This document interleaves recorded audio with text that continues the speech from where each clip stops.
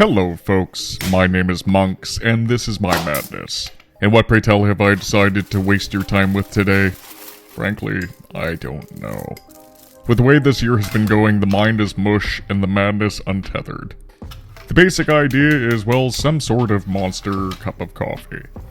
Yes, you heard that right. To start, I'll flatten out all this fleshy looking clay that I can then wrap around this lovely cup I stole from the cupboard. This will give me a solid structure to press the clay onto, as well as give my cup shape.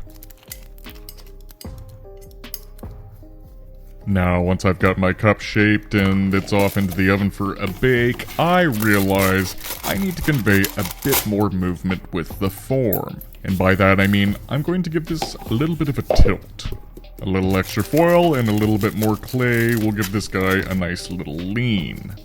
This will also give me a little bit more surface area to work with when it comes to putting in the mouth. Which, after a bake in the oven, is our next step. So I guess that means it's time to break out the old drill. A little mark to make sure I know where I'm drilling, and voila! That's pretty much it. We've got a mouth. With the hole all drilled out, it's time I fill in the inner workings of this so-called monster cup. First, I'll fill it with more foil as to not use up all of my clay.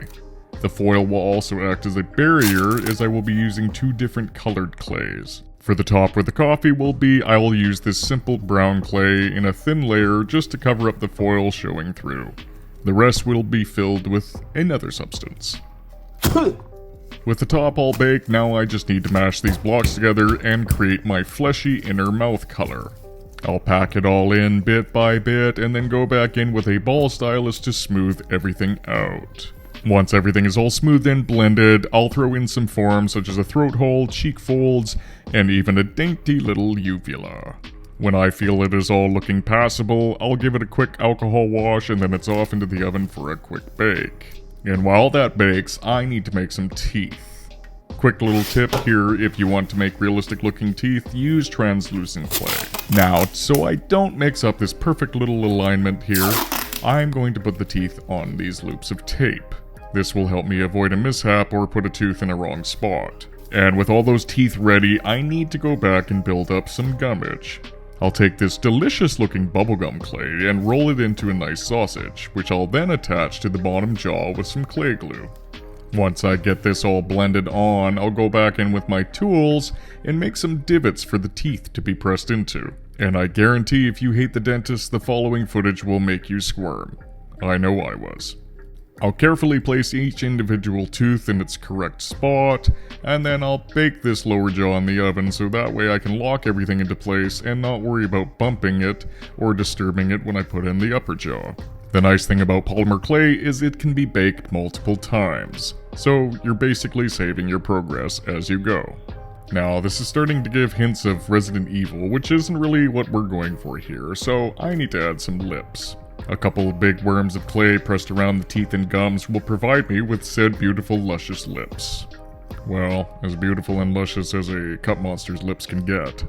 Once I've got everything placed on and blended in, I'll take a coarse paintbrush and press that into the lips to give them a bit of lippy texture. I'll follow that procedure with some facial folds to indicate the skin pulling from the evident yelling or screaming mouth. Also, apart from a silly doodle at the beginning of this video, I have no idea what kind of coffee monster this is. For now, we're going with a ghoulish look that hopefully doesn't spark a lawsuit. The fallout of that could be devastating. Oh, and while you weren't looking, I put on some eyes.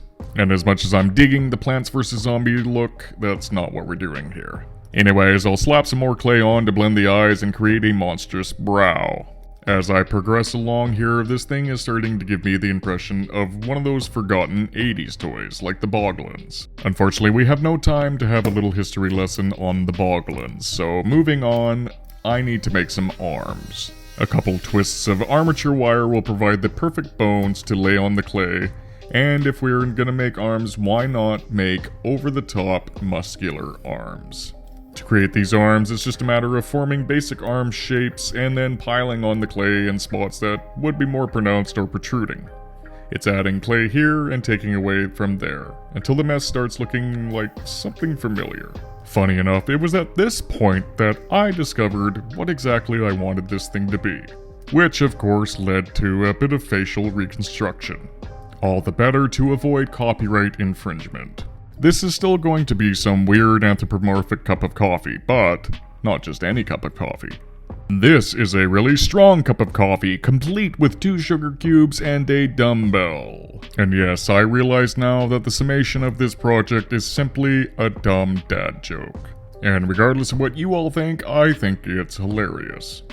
Now, with all the basic components for my accessories started, I can go back to my main guy here and soften up his cheeks a bit. With the nose being changed, the skeletal cheekbones just don't work for the piece anymore. And while that goes for another bake, I'll take the time to assemble these stacked coins of clay into a teeny tiny dumbbell. A bit of drilling and a snippet of wire pushed in will act as my handle. Now, since there is probably going to be a hand wrapped around this thing, it's not necessary for me to really cover the wire, but I'm going to regardless. Because it is just so darn fun making teeny tiny things. Once I've got my handle shaped, I'll make a quick little lock nut on the very end here, and that's pretty much it for the dumbbell, outside of some texturing from my tool. Now that I've got this screaming skin blob out of the oven, he needs some hands. But not just hands, he needs a handle. He's a coffee cup. And what kind of strong cup of coffee would he be without an appropriately strong handle? With my holes drilled, I can insert the handle and add some clay glue to lock it into place. Now it's simply a matter of adding clay onto the handle until it looks, well, handily. And not me tooting my own horn, but I have to say, this is a very comfortable coffee mug handle. Now, with the handle handled, it's time for the hands. For my hands, I'll make some balls of clay into some flesh mittens that I'll then press onto the wrists and blend it all in. I'll then follow that up with attaching some sausages of clay to make my fingers. Once the digits are all blended in, I'll add some simple details to the hands, such as an indication of finger tendons and knuckles. Other than that, the hands will be left relatively simple looking. The final piece for the hands will be putting on the thumbs in an appropriately thumby position. I'll then use my accessories to bend the fingers into place before the final bake. And finally, with the hands done, it is time to paint. But before I get to painting, I just need to mask off his eyes, because I know myself and I will overbrush for sure. Now that our eyes are masked off, it's time for that first base coat, which will be a mixture of Payne's Gray and white. White like Cool Whip. Not a single nook or cranny will be missed. Once entirely coated and dry, I'll do another mix of the gray and white with a heavier amount of white. Heavier on the white, but lighter on the brush. I'm still using a fair amount of paint to get a lot of coverage, but we don't want everything going into all the nooks and crannies, as that base color is there to create depth. This will hopefully make things contrast nicely and not make the piece look so flat. The final stage in the main painting of this piece will be a light dusting of pretty much just white paint. This ideally would catch all the finer top details and highlights, as well as give this mug a bit of a chalky ceramic vibe. Now, once I've got all this painted and the main piece is drying, I'll turn my attention back to the accessories. I'll tackle the dumbbell with some metallic black on the handle and on the lock nut to liven it up a bit, even though this won't be seen at all. And as much as I would love to stop here, I'm afraid I need to add a bit more flair and color to the overall scheme. My inspiration comes directly from the overpriced coffee mugs you'd find in the local HomeSense or Marshalls.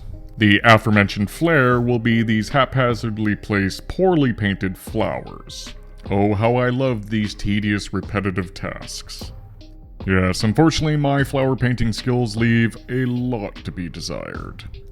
And after what felt like a ball-aching eternity to get all these flowers painted on, I was finally able to remove the masking tape and start painting on the eyes, although my brain decided to fart, and we thought, why not put the clear coat on before we tackle the eyes? Smart, I know. Once the clear coat dried, I marked the placement of the irises with a pencil. From there, I feathered on the first layer of paint. The feathering, at least in my opinion, makes the iris look, well, more irisy. I mean, as realistic as one gets with an anthropomorphic cup of coffee. For the colors, I decided this orangey yellow and a nice latte brown would do just fine for our caffeinated hero here. And what would these beautiful eyeballs be without some perfectly placed pupils? Well, as perfect as I can get with a shaky hand. And as if this wasn't menacing looking enough, I decided to add some eye veins, cause why not have a little bit of a bloodshot look? It just adds all that much more to the intensity.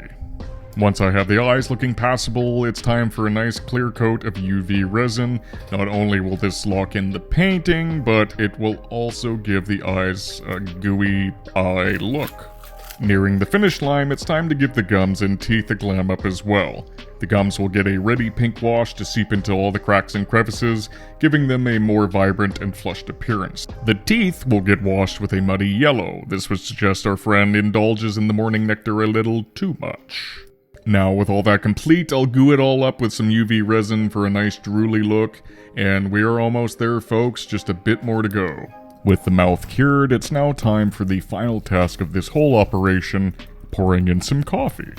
For the coffee, it's going to be a true test of skills by mixing some 2-part resin here and some resin coloring. Here's hoping I can make it dark enough to look like coffee, but not use too much coloring that it affects the resin curing process. Resin is quite fickle to work with, so it's always kind of a 50-50 shot whether or not it's going to work.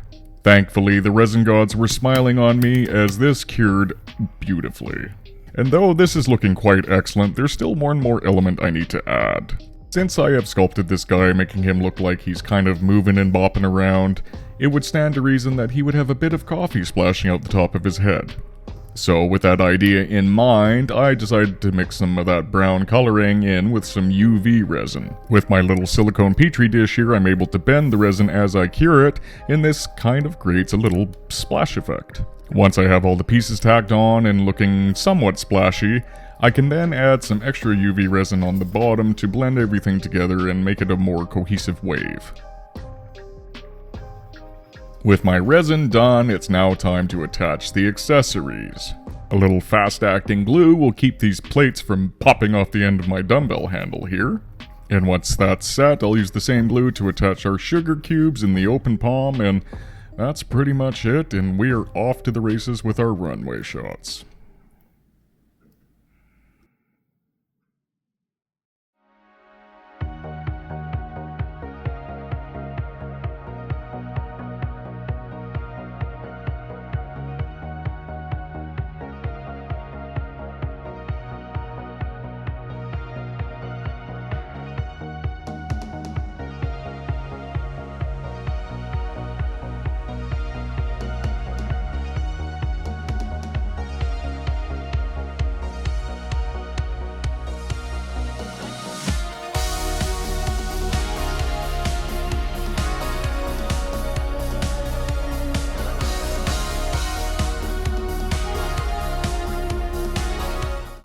And as always, a very special thanks to my subscribers, both old and new. You are the beans that are ground up to start my day. Thank you so much for tuning in. I'm Monks. This was my madness. I'll see you next time.